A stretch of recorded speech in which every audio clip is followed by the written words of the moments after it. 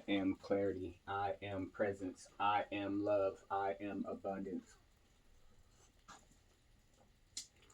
Good morning, YouTube. Good morning, collective, friends, homies, mates, whatever you want to call yourselves. My peeps in the streets, all right? My name is Cardell for those of you that don't know me, all right? For those of you that have been here before, thank you again for coming back. And I'm sorry, you guys, but I just can't get my mind off of people being cold right now. It is definitely cold outside in America. Am I right? Actually, all over the world is just about cold right now, if I'm not mistaken. Kamchatka, I believe it's called, had like 40 feet. Like that's insanity. All right, people were like literally coming out of their top story apartment window down a natural made sled, okay, from the top floor. All right, but look, I was homeless at one time. I know that the homeless may or may not be able to see my videos because devices to watch your video, sometimes you don't have a way to charge them or you may not have one. I understand this, but I'm praying. I believe that someone will hopefully see this video and I can maybe assist them, okay? By telling you how I stayed warm while I was out there in times like this. It was actually around Corona virus time when I really had a bad winter that winter. All right. See this here. You can get this. People will even give this to you. I'm not going to tell you to go about it getting it any other way, okay? Because those times are over for me. But if you can get you some toilet paper, okay? I would get me some toilet paper. Get me a bowl, a bucket, something. Generally, I would use a paint can, okay? The paint can is going to work way better, all right? Yeah, I got paint in here. But you see how that fits? Can you see how that fits in there? Like, that's a very good fit, okay?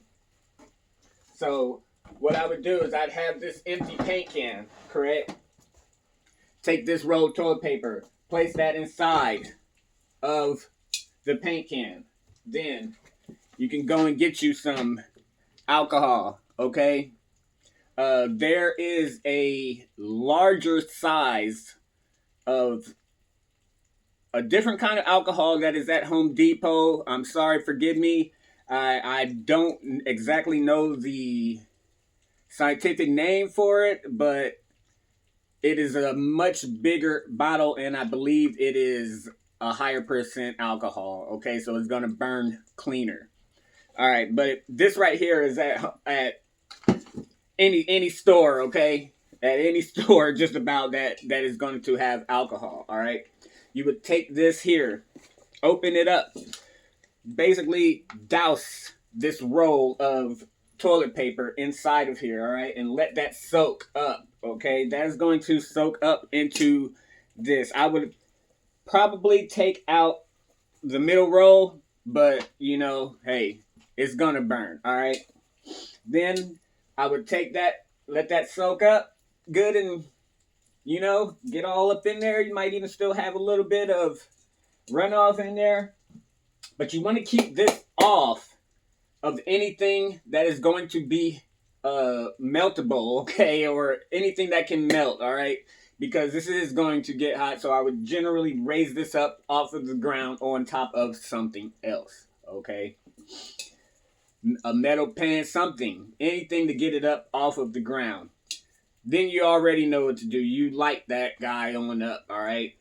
You might want to have you a cover of some sort, and I don't really recommend this, but I know that the situation that you're in calls for you to take measures that you normally would not take, like having a fire inside of a tent, okay? This is what I did, though. Also, you can use hand sanitizer, as well. Like I said, when it was Corona time, all right, Corona time, not the drinking poos though, but which I don't drink, you guys. Sorry, but you can take this soda can, all right, cut it down in half, or just cut the lid off. I could use that also instead of something like this, okay, and you can put some toilet paper in there or whatever it is that you're going to use, okay. You can even just burn straight hand sanitizer or alcohol. I don't prefer that, but it does work, okay, and it will give some heat off inside of your tent. Now, if you are homeless and you are not sleeping in a tent, that is your choice. I get it. Some people move that way, some people don't. I definitely had to have somewhere to lay my head and everything if I was going to be homeless. I had about a 15-person tent. I have found a pillow top mattress that a family was throwing off of their truck into the trash can. When I was walking by, I said, hey, what's up with that mattress? They said absolutely nothing. It is in great shape. We just bought a new Posturepedic and we don't want this one anymore. I said I will take it. It is a pillow top queen size mattress. I placed that inside of my tent on top of a box spring. I went to Home Depot and got one of the plastic moving wrap things for like a big bag for a bed, basically a plastic bag for a bed so you can move it. Sealed that up, then placed my bed coverings over that. All right. I did spray like a bunch of like Lysol disinfectant spray and poured a little bleach on top of it too, like to make sure that, you know what I mean. But then I put that wrap over it, take that guy up. Anyway, yes, I was homeless, but I still didn't want bed bugs, okay, or any other kind of bedridden bugs that you can get, okay, scabies, all that good stuff. You don't want none of that, you guys. Okay, so take that. I then took every single cover that I could find or that people gave me while I was out in the streets, and I had those on top of my bed. If I am not mistaken, the last time I counted, it was about 22 covers or blankets on top of my bed. So it was very heavy, but it kept me very warm. Then you add on top of that the heater, and you might be getting up in the middle of the night to cap that off and cool the place down because it can get quite warm in there. Also, there are those what do you call them? Those heat blankets, the little, what do you call those? Oh man. Anyway, you know what I'm talking about. Those thermo blankets, okay, for emergency situations. Did you know that those are also windproof and that you can block wind with those as well? So yes, I had that on my tent in certain areas taped down or however else I needed to place them inside of my tent. I did not use it all that much, but there were times that I did use it, especially like, you know, anywhere you might have a draft coming into your abode. All right. Now, also, I kept my area covered with a tarp, okay, that I ran from one tree to the next tree of wire, then placed the tarp on that, tied it down on both sides so that my area was always dry. On days like today, I could just come outside, and yes, there might be a little snow, but you just, you know, knock that off of your little tarp area there and you're good to go.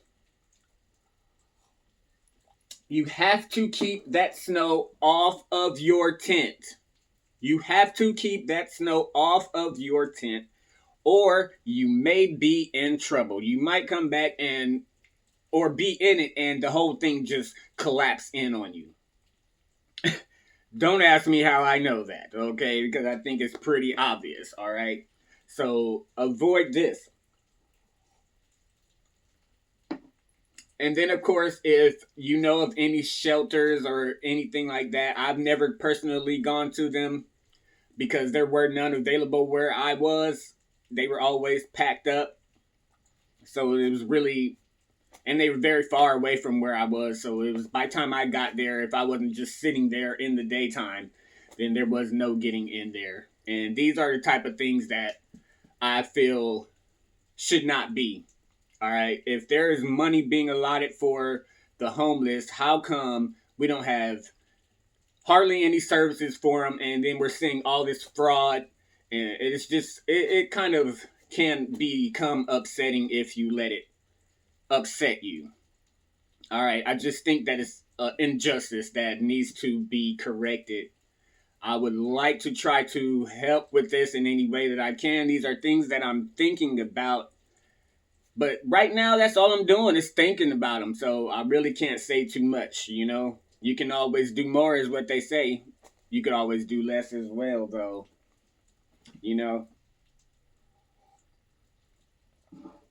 All right. So I'm going to tell you guys a story that I remember from being very, very cold out there. And I was with my girlfriend at the time. This was actually a very difficult situation for me to alchemize and come to grips with for some reason, and I couldn't really understand why until just very recently I got it all together. Okay.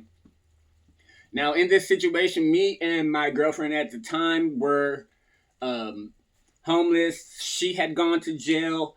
I had moved our area. Then the cops came and kicked me out of there and took all my stuff and tore it up. I don't know why they did that, but I didn't have anything anymore after that. I took all my items and clothing and things like that, and I moved them. Right. I think I might have been staying with someone, but once my girlfriend got out of jail, we were both still homeless, of course. All right. So we ended up staying in another friend's car that had broken down in McDonald's parking lot. Okay. So this abandoned car was where I was sleeping every night and storing all my things. All right. In this McDonald's parking lot. Well, time goes by and I'm continuing to use my drugs and do other things that I'm not proud of, but that did happen. They are in my ingredients, okay? But that's not what got cooked up, all right? So we're in this car, and in the middle of the night, you would just look up and you would see icicles hanging down from the condensation from our breath in this car all night, and the windows are frozen over. And I promise I would always look to make sure my girlfriend was alive because, first of all, we were using drugs and it's cold outside, like freezing cold outside. And I wanted to make sure that she would be covered up. I would check, make sure her breath was right. It was always slow because, you know, we were really pushing it.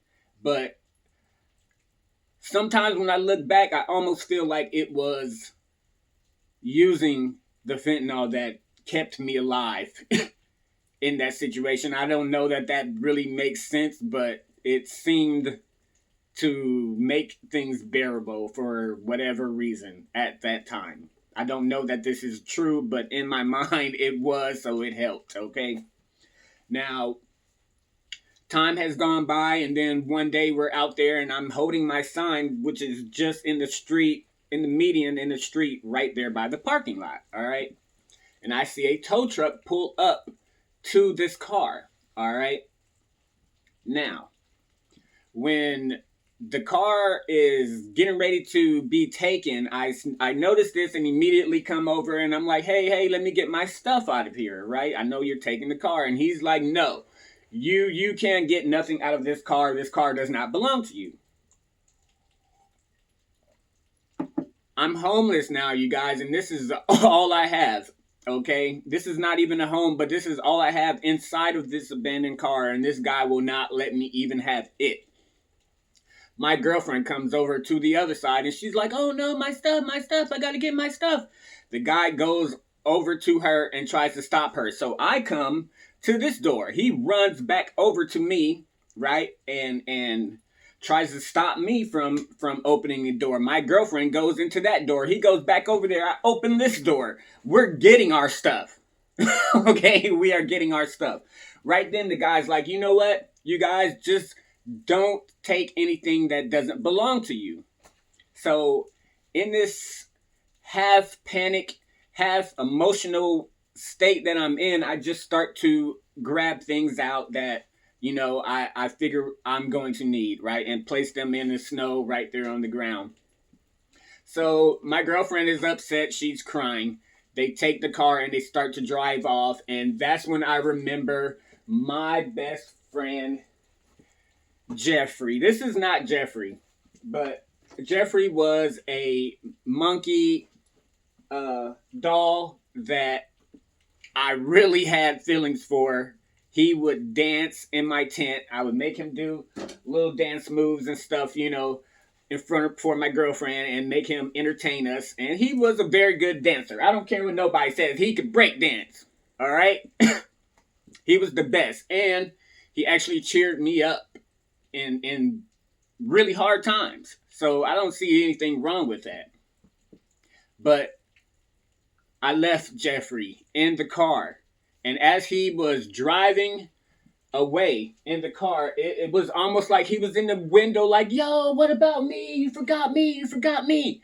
And this is the memory that I had, was me not even being able to help Jeffrey and keep him in a very hard time. He was my only friend at that time. And this was very hard for me, I see now, okay? Because he was gone. And so every time I would think of this, I would always want to cry or feel very, very emotional about it. And I just couldn't understand how I could alchemize all these other really hard feelings, but this doll I could not alchemize, okay?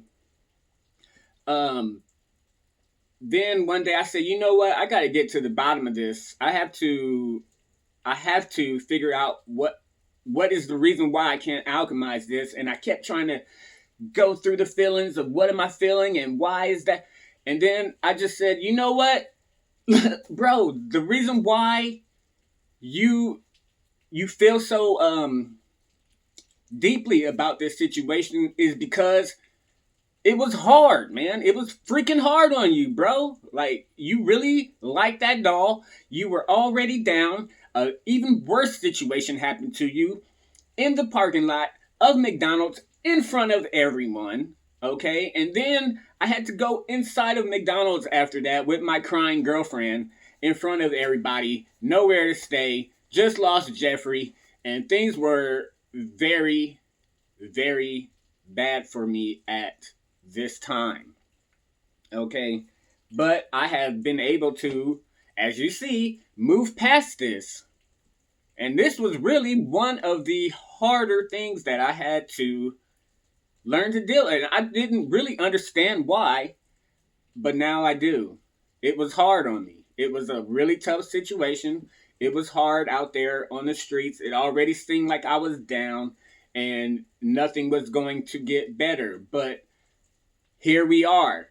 Things have gotten better. And I'm telling you guys, it will get better for you. But it is going to take some effort on your part, all right? There might be some decisions that you have to make that you do not want to make. But I promise you there is a way out of that situation, okay? I know those kind of topics, those two topics there are a little bit, on different sides of the spectrum there. They're not exactly the same topic, staying warm by using this and being hurt by losing Jeffrey. That was my buddy, y'all. That was my freaking buddy. I'm gonna get me another Jeffrey, as a matter of fact. But I just want you guys to know that there are people that are thinking about you guys, and I'm still here. Like, I would love to be walking more beside you than I am. But I want you guys to know that I do think about you guys. I do love you guys. Things are going to get better. And if you ask me, I believe your best days are still ahead of you. Your best days are still ahead of you. And if I can attest to that, I will be able to attest to that, and you will see it. Because that's what's happening. I want you guys to all stay warm out there. Oh yeah, my new favorite thing to say: like and subscribe, right? Like and subscribe to the channel, and you can find out, what other little tips or stories that I have for you guys. I'm thinking that tomorrow, maybe even later today, I might tell you guys about the time I represented myself in court. Ooh. It didn't go like y'all think it went, okay?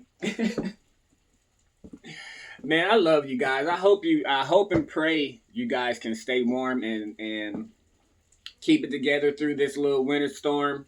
Things are going to get better, you guys. Just please keep your heads up, pray, and stay as positive as you can in a bad situation. I know. I get it. Help is on the way, though, you guys. I love you guys, and be easy. Till next time.